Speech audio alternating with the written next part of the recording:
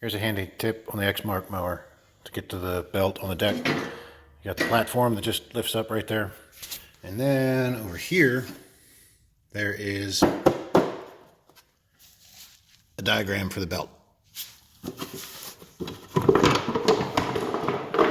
which might be helpful. Can't say for sure this is what made the belt jump off, but this is not healthy for it. You can see it's been rubbing for a while. And if it flipped up and got in the pulley, it could have made it jump off. I don't know, in any case, it's not healthy. That's just basic, preventive maintenance. You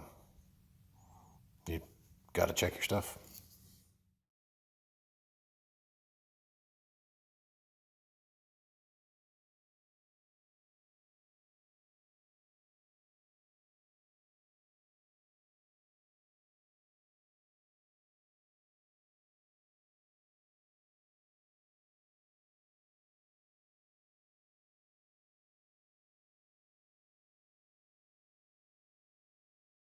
We got the belt routed per the diagram.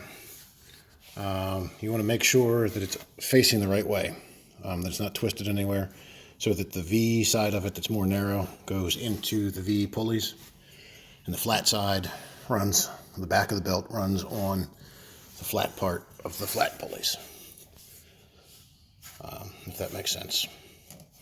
So one of the things that looks a little weird when you first get it sorted out, it's getting between these two pulleys. The belt is like touching itself, but that's because this one's the tensioner, that when you have your wrench in that square hole, you can push out of the way against the spring tension. The other thing, so obviously the back, the pulley at the motor, you just make sure it's not twisted and in the groove on there. And then I leave the belt like this, because right now with the way the tensioner is, you're not going to force it around here, right? Because the spring is pulling, trying to make the belt short. So set it like that so it's held in place, and then you can take the tension out of it by pushing on your wrench and work this belt around that pulley. I'm going to try.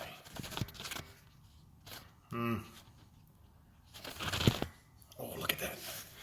So I'm pushing on the wrench against the spring inside. I'm going to hook the belt in, being very careful that I don't get my fingers in between the belt and the pulley, and kind of work it around. And see, we're close, we're close, we're close. We're so close. This is where that could really pinch your finger when the belt jumps in if your fingers are too close to it. So you just kind of want to be smart, take your time. And there we go. And then, hey, where'd the wrench go? You gotta reach in there, fish out your wrench. Do one last check to make sure that the belt is going where it's supposed to be, that it's not caught on the wrong side of one of these guides, that it's not twisted. Obviously don't watch that you don't knock the panel down on your face. Don't forget to pull your wrench out. And you definitely want to give it a turn, again being very careful you don't pinch yourself between the pulley and the belt or anything, but you just want to make sure that it turns relatively freely. You're not gonna grab it and spin it, because there's friction with the clutch and everything else, but you just want to make sure it's not bound up. One final check to make sure it's not twisted anywhere. You got the flat on the flat pulleys and the V on the V pulleys, and then cross your fingers. Should be good to go. Here's the view from the back. Not much to see here, but again, here's the pulley at the clutch on the motor.